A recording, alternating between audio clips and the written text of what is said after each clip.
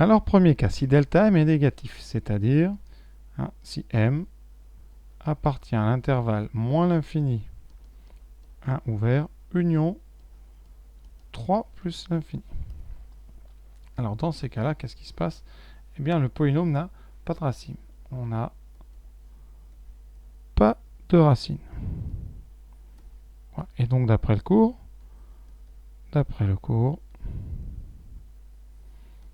le trinôme est du signe du coefficient de x2. Du signe du coefficient de x2, c'est-à-dire ici du signe de m-2. Voilà.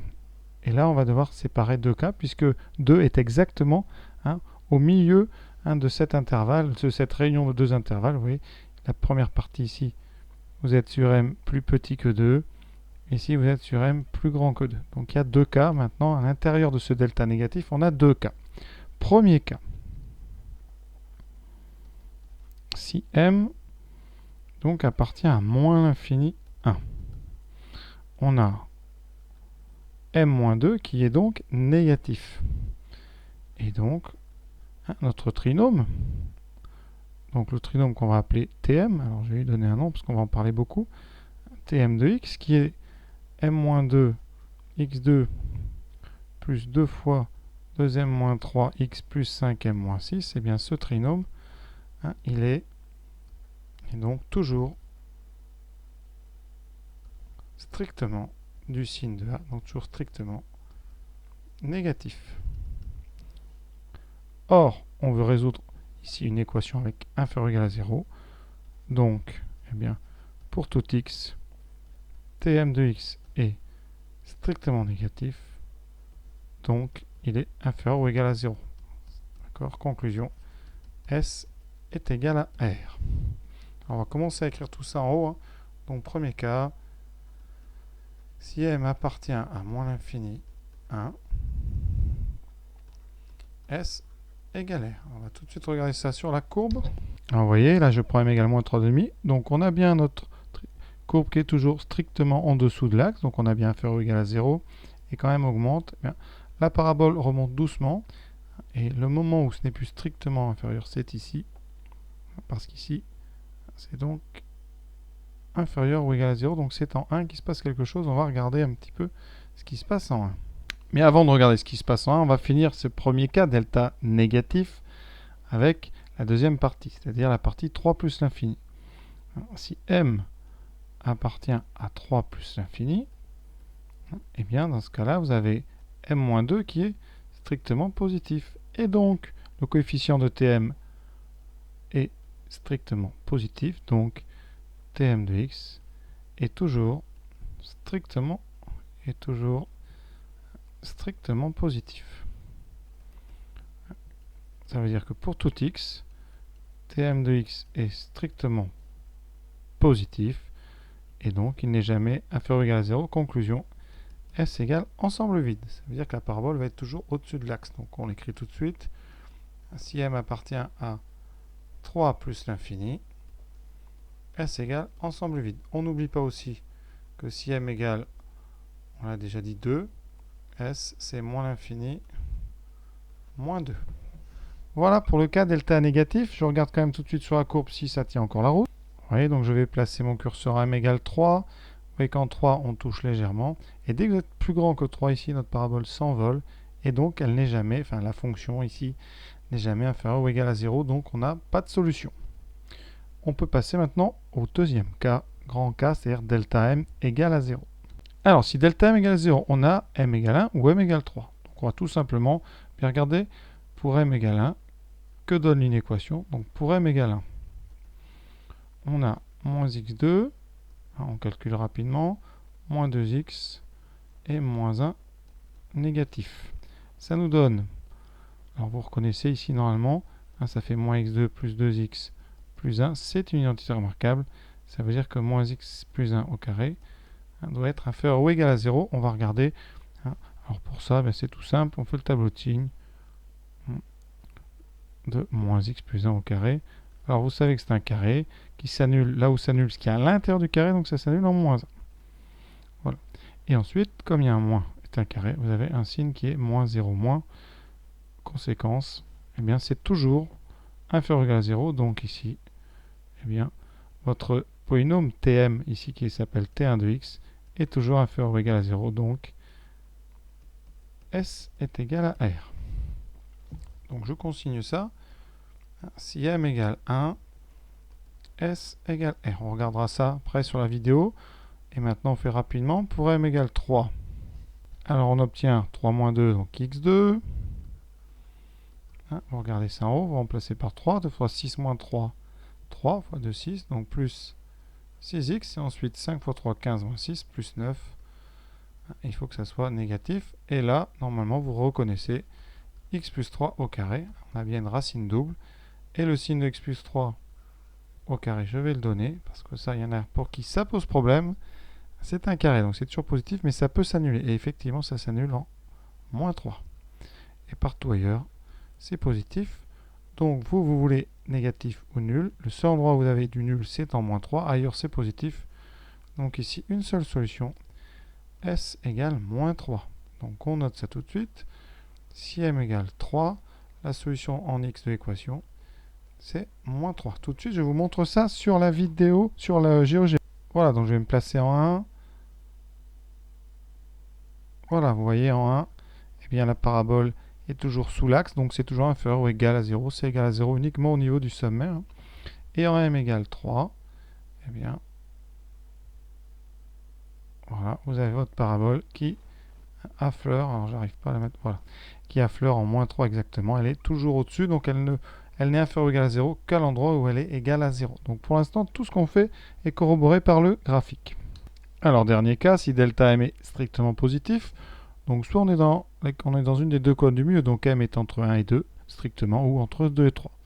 Alors on va séparer les deux cas parce que cette position de m sur l'un intervalle ou l'autre, eh bien ça détermine le signe du coefficient de x2. Donc c'est important pour l'étude de signes. Donc premier cas, si m appartient à 1, 2, alors ça veut dire qu'on a donc deux racines, puisque le discriminant est positif, des racines, alors on va les donner tout de suite, qui sont donc x1 égale moins b, alors moins b on l'a, c'est 4m moins 6, moins racine carrée de delta m, que je vais laisser comme ça, parce qu'on ne fera pas de calcul avec ça, c'est trop compliqué, et ensuite divisé par 2a, c'est-à-dire 2 fois m moins 2. Et vous avez une deuxième racine x2, donc moins 4m moins 6, plus racine de delta m, divisé par 2m moins 2. Et dans ce cas-là, comme m-2 est négatif, comme m-2 est négatif, puisqu'on est avant 2, eh bien, on sait que x1 est plus grand que x2.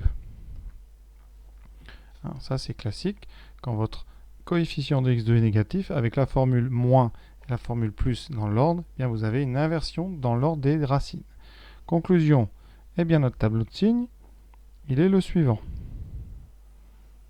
Vous avez donc x2, x1, ici ça s'annule, et vous avez ici notre fameux polynôme Tm de x, qui va être du signe du coefficient à l'extérieur des racines. Mais ici, notre coefficient, c'est m-2, c'est très important, c'est négatif. Donc ici, vous avez une parabole inversée. Et donc c'est positif à l'extérieur. Alors nous, comme on veut résoudre une inéquation avec le symbole inférieur ou égal à 0, eh bien on a fini. Dans ce cas-là, la solution, c'est l'extérieur des racines, c'est-à-dire de moins l'infini à ce x2, un peu compliqué. Alors, c'est pas ouvert là, c'est fermé, puisqu'on a une inéquation large, c'est-à-dire inférieure ou égale. Donc là, on met des crochets, fermé, union, x1 plus l'infini. Donc voilà le premier cas, donc si m est entre 1 et 2. On regarde tout de suite sur le graphique. Alors, je me place en 1, vous voyez. Donc dès que je passe 1, la parabole ici passe légèrement au-dessus de l'axe. Donc on a bien les parties en dessous qui sont de moins l'infini jusqu'à ici, certainement x2, et là, de x1 jusqu'à plus l'infini. Donc on est bien. Et quand on augmente jusqu'à 2, eh bien on a toujours cette parabole inversée. Et là, dès qu'on arrive en 2, hop, vous avez la fameuse inéquation du premier degré qui nous bascule sur des paraboles orientées dans l'autre sens. Donc pour l'instant, tout est bon sur ce qu'on fait. Alors maintenant, on va faire le deuxième cas. Je vais me permettre de récupérer des calculs qu'on a déjà faits, qui sont valables, c'est-à-dire le calcul des deux racines.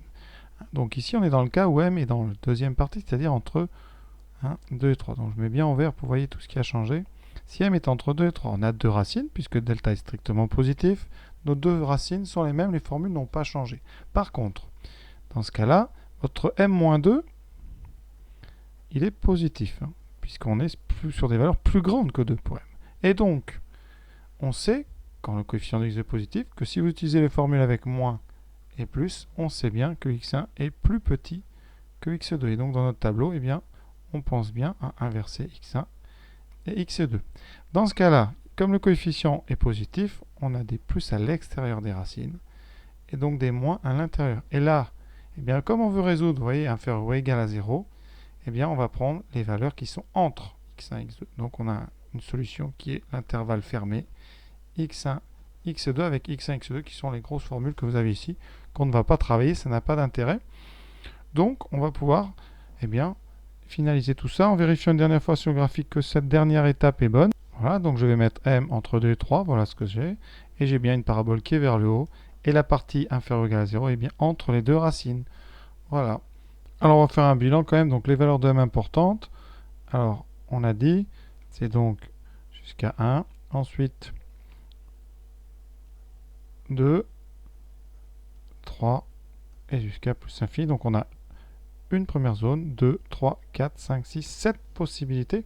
Donc, de moins l'infini à 1. On a dit ici que S était égal à R. C'est le cas où notre parabole sur le dessin est toujours en dessous.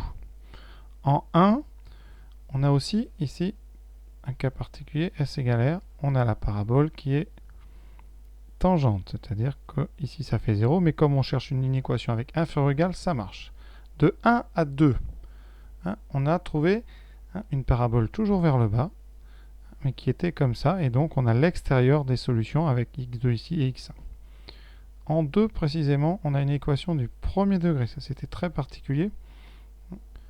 Attendez, je vais quand même mettre des solutions, donc moins l'infini ici, x2, union x1, plus l'infini. Ici, un cas très particulier, c'était notre inéquation du premier degré.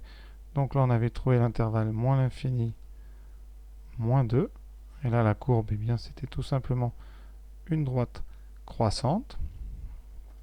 De 2 à 3, on était dans le cas où la parabole maintenant est vers le haut. Donc ici, vous avez une parabole, mais qui coupe l'axe deux fois en x1 et x2. Donc la partie inférieure ou égale à 0 était donc entre x1 et x2. En 3 précisément, vous avez la parabole vers le haut qui est tangente à l'axe, donc qui est toujours positive, mais qui s'annule une fois. Donc vous avez une solution ici au niveau de la racine, et la racine ici était en moins 3. Ensuite, de 3 à plus l'infini, on était ici dans le cas où il n'y avait pas de solution, puisque votre parabole était trop haute pour couper l'axe, et donc ici on a ensemble vide. Donc voilà, tout est résumé, vous voyez, donc il y a 7 cas possibles, assez long, rien de très difficile, mais assez difficile, on va dire, à mettre en place au niveau rigueur sur une copie, ça peut être très long. Donc en général, on ne met pas ça en devoir en classe, ça paraît un petit peu long, surtout que si on se tombe dès le début, alors là, tout est faux. Donc voilà, alors j'espère que j'ai été clair, en tout cas, c'est un exercice qui me paraît effectivement intéressant. Donc à très bientôt, n'hésitez pas à liker si vous avez apprécié en tout cas, et merci d'avoir été jusqu'au bout.